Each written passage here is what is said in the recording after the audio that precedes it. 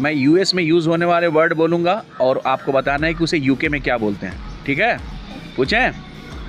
Yard, garden, sweater, jumper, candy, sweet, cookie, biscuit, vacation, holiday, sneakers, trainer, grade, mark, pants, trousers, closet, wardrobe, very nice, apartment, flat, very nice, fries, chips, principal, headmaster, flashlight, torch, crosswalk, zebra crossing, हाँ zebra crossing, couch, couch, sofa, very good, cellphone, mobile, soccer, football.